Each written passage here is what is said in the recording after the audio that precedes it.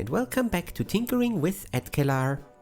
Last time, in part 1 of the VTVM project, I took care of the probes and the case. Join in now for the conclusion. The meter. In order to clean the base plate of the chassis, I need to remove it from the assembly. Almost everything unscrews just fine, but the tube sockets and the tie strips are riveted to it. I have to drill out the rivets and replace them.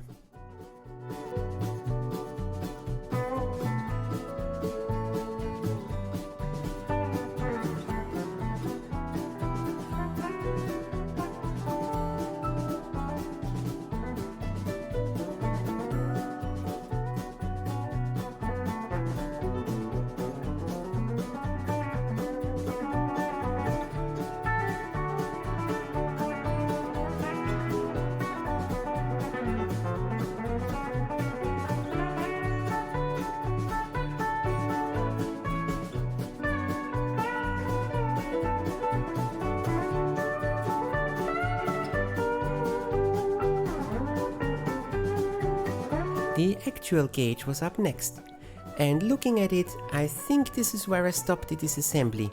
It works, is smooth, and there's tiny wires wound on the needle for balance. I'm sure I could disassemble and reassemble it without damage, but I have no means of adjusting the mechanical side here. So I left it at a good cleaning of the scales and the glass. Interesting is that the glass also seems to be baked into the plastic frame. Did this device suffer through a thermal incident? A fire perhaps?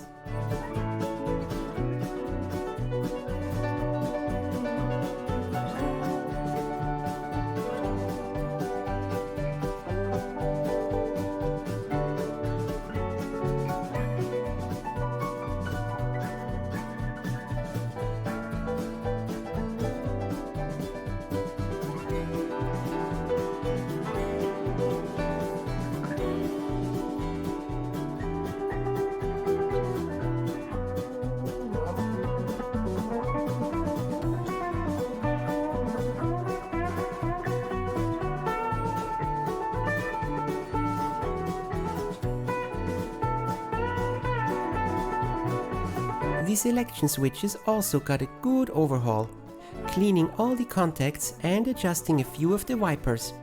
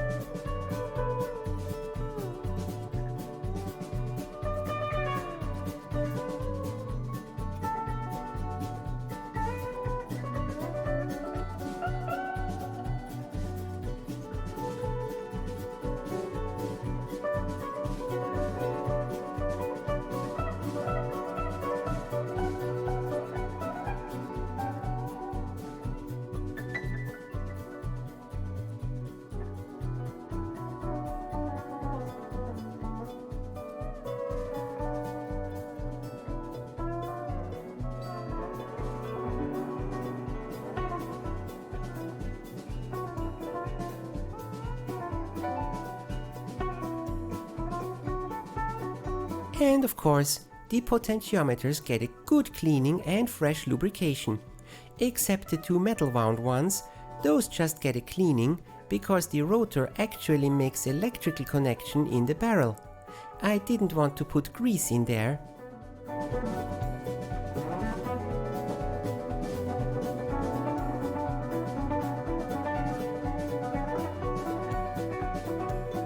The The original current sockets were for some odd connectors.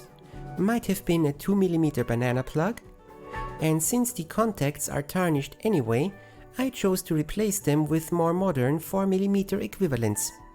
They don't come out without some Dremel action though.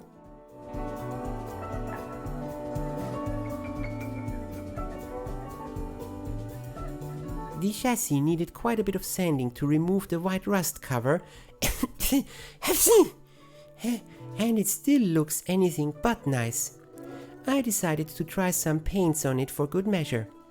A black, high heat, no primer paint seems to be the best option for now.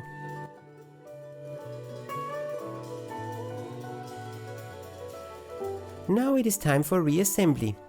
First, the new current plugs go in. The original mounting holes actually fit. Nice!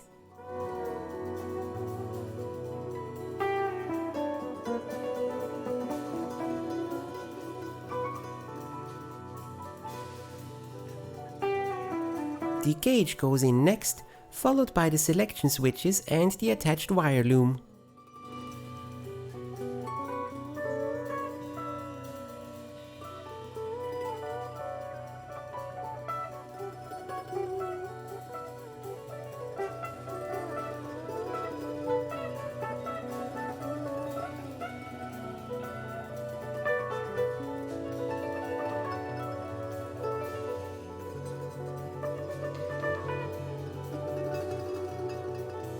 Soldering the current shunts to the plugs was a huge effort.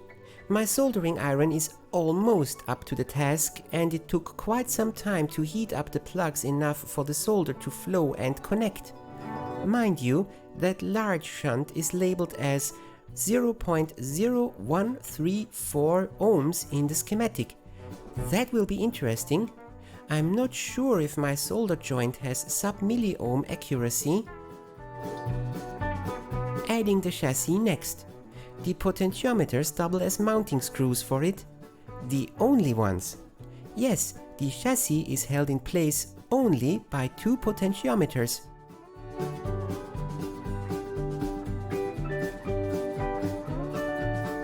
Before refitting the tube sockets, I scrape off some paint to allow a good connection between the sockets, rivets and chassis.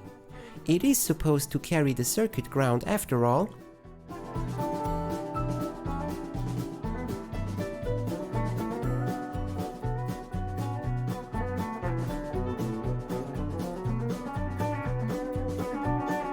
And reconnecting the battery holder. I'm pretty sure that originally there were 2 of these clamps, but one still should be plenty to hold a single battery. The spring itself is almost enough for that.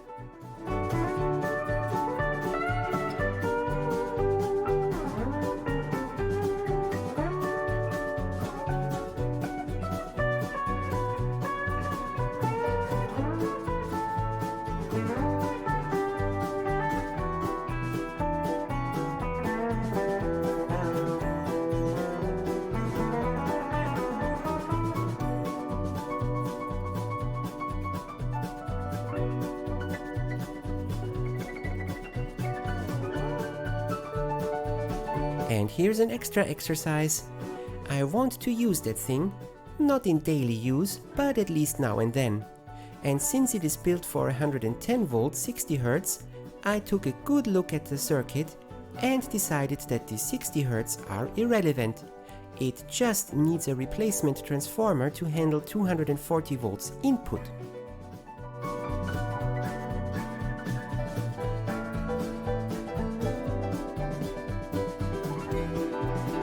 A few calculations and measurements later, I started unwinding the old one. I used a coil winding machine to count the number of turns in every layer, so I knew exactly what was in there before.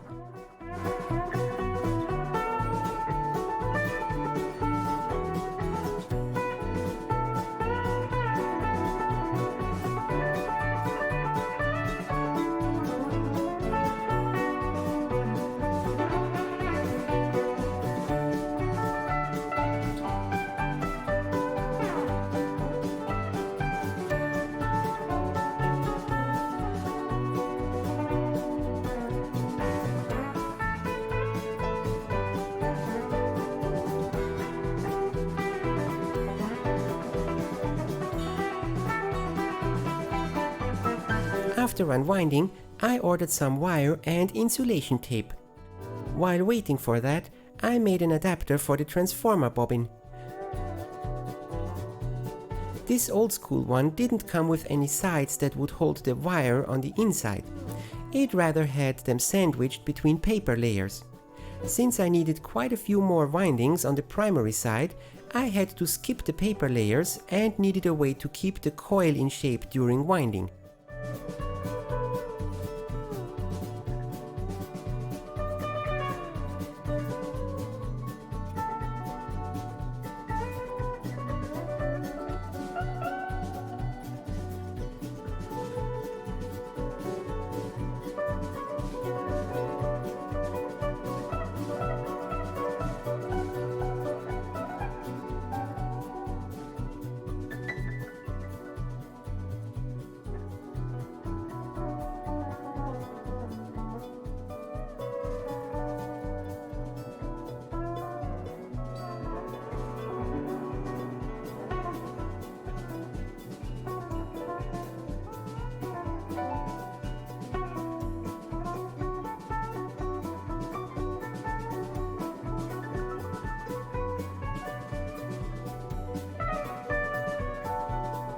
And after quite a bit of cranking and cursing, I finished the transformer.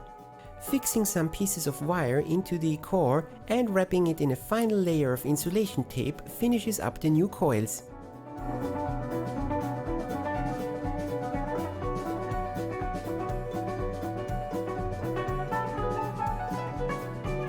Repacking the iron core with new sheets.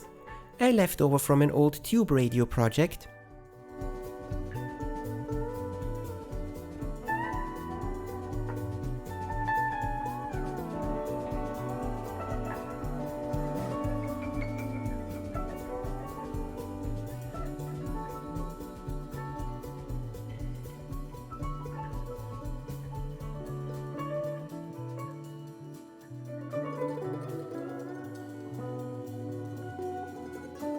And installing the transformer on the chassis, connecting everything and taking measurements.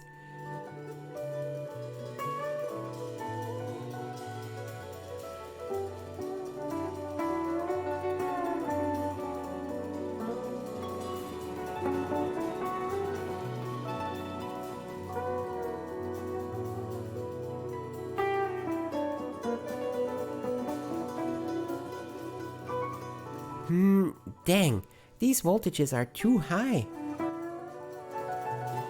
The circuit diagram calls for 5.8 volts on the heater windings and my version has 7.3 volts. Even with the light bulb connected as a first load. That is way out of tolerance. I did an emergency repair by adding a few hundred turns of primary winding and now the output is closer to the requested 5.8 volts. I added a new, old-style mains cable for visual effect. The device only consumes a few watts, so literally anything will be good enough.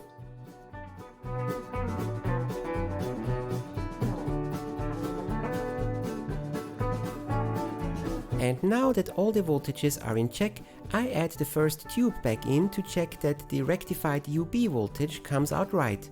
And yes, it does. Sweet!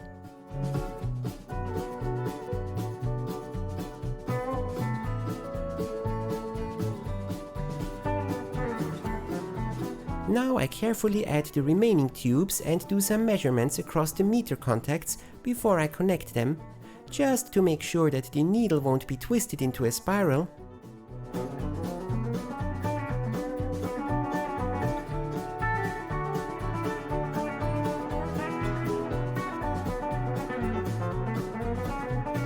And after that check, connecting the meter and going for a first try. DC current measurement. This one feature is bypassing the tube section, so it's a good start to check the meter itself.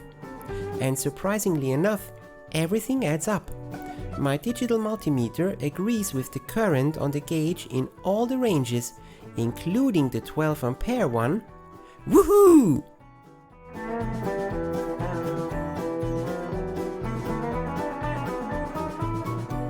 Now to test all the other functions. starting with the ohms range for no particular reason. It looks like all the ranges work just fine. What's also nice is that shortening the probe with the alligator clip goes to 0 ohms, exactly the same as when using the internal 0 switch. That tells me that my probe cable replacement and switch repair is plenty good for typical use. Nice!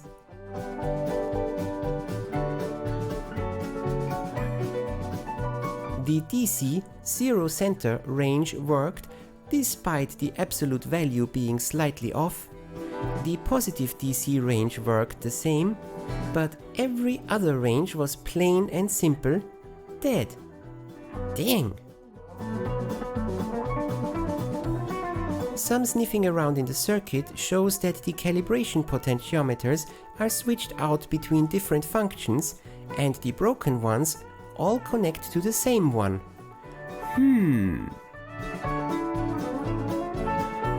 Poking around a bit, that one wire wound potentiometer was missing the contact between the wiper and the pin.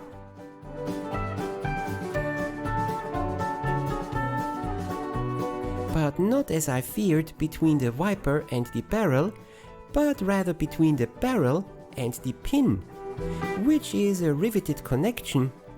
Somehow there seems to have formed some oxidation in there.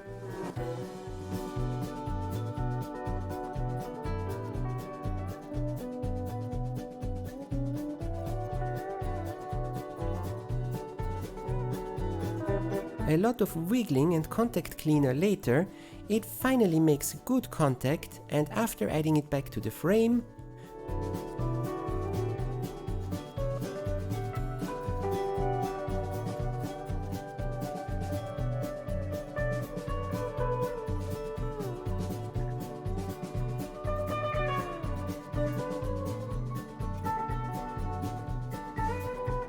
all of the ranges now produce plausible results. Yes! Including the high frequency probe. Doubly yes!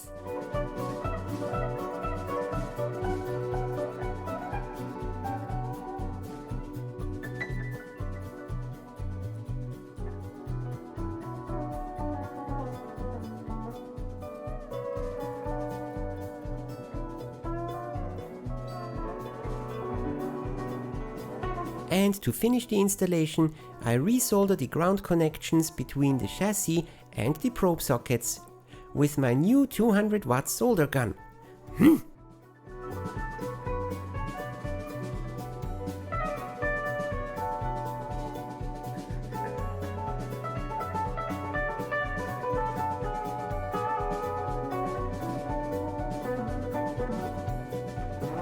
There we go. Now how's that bent wire for peace of mind? After mounting the instrument back into the case, it is finally done. Note that I still need to find a decent alignment guide for it, so the absolute values of the voltage measurements are still not up to specs. But I'm also still waiting for some spare tubes, just in case.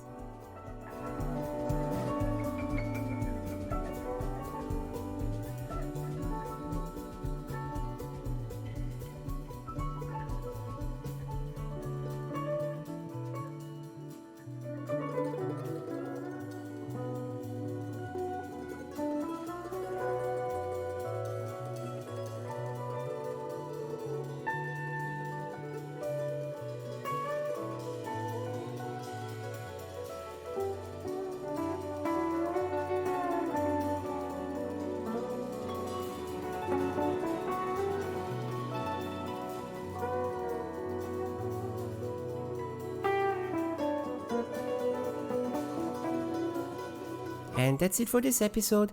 I hope you enjoyed it. See you next time.